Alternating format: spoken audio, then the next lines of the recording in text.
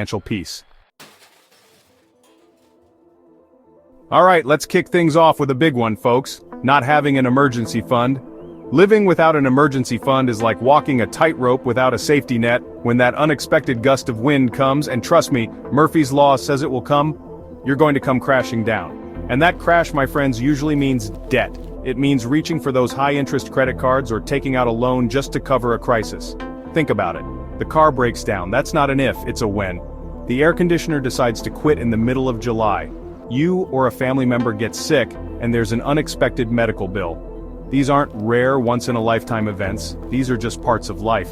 If you don't have cash set aside specifically for these moments, every single one of them becomes a 5-alarm financial fire.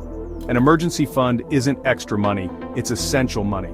It's the buffer between you and disaster. We recommend starting with a $1,000 starter emergency fund. Baby step 1. Get that in place as fast as you can. Sell some stuff, pick up extra hours, deliver pizzas, whatever it takes. Because having that first $1,000 is a game changer. Once you have that $1,000, then you work towards building it up to 3 to 6 months of essential living expenses. This money is sacred. It's for true emergencies only. Let's talk about something a lot of folks do without realizing it's a problem. Relying on your tax refund as a savings plan. If you're getting a huge tax refund, it means you've been giving the government an interest-free loan. You could have had that money in your paycheck throughout the year. Adjust your withholdings to get more of your money each paycheck. Take back control of your money throughout the year. Alright, let's wade into some dangerous waters here, using credit cards for survival. This is a habit that can feel like a lifeline when you're struggling, but trust me, it's more like quicksand. When you start swiping that plastic to cover basic living expenses, groceries, gas, rent, utilities, you're digging yourself into a hole that gets deeper and deeper with every purchase.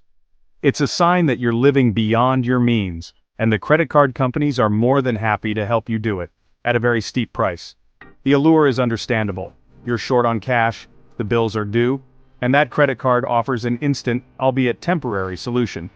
But what happens next month? Now you have those same basic expenses, plus a credit card bill with interest tacked on. Those interest rates on credit cards are brutal, folks. This creates a vicious cycle of debt. Living on credit cards is not sustainable. It's a short-term fix that creates long-term pain. The peace of mind you think you're buying with that swipe is an illusion. Real peace comes from living on less than you make, having a budget, and knowing you can cover your expenses with your own money, not borrowed money. Let's tackle a common misconception, a mindset that can leave you incredibly vulnerable, thinking your job is your ultimate financial security. Now, having a steady job is a good thing, it's a blessing, and it's a primary way most of us earn an income. But to believe that your job by itself equals complete financial security is a dangerous myth in today's world.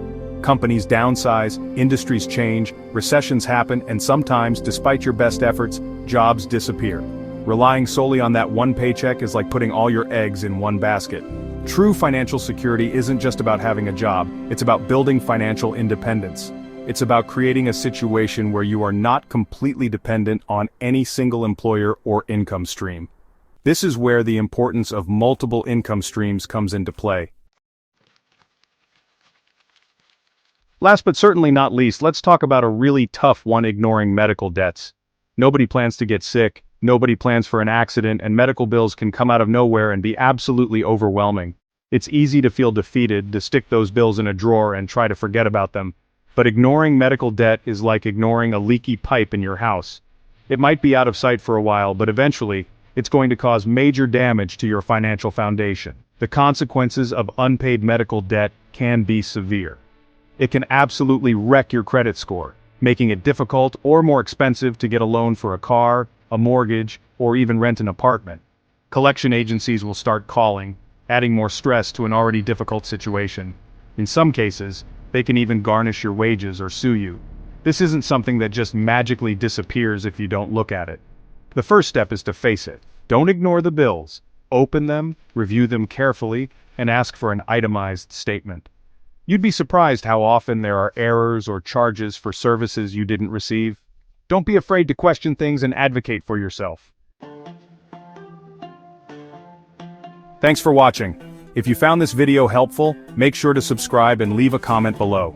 The best time to plant a tree was 20 years ago. The second best time is now. Let's take control of our financial future together. Recognition is the first step towards change. Focus on what you can do differently starting today.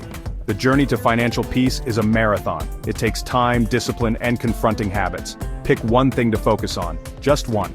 Small, consistent actions lead to massive results. You are capable of this. We're here to help you every step of the way. Hit that subscribe button, ring the notification bell, and join our community. Thanks again for tuning in, and we'll see you in the next video.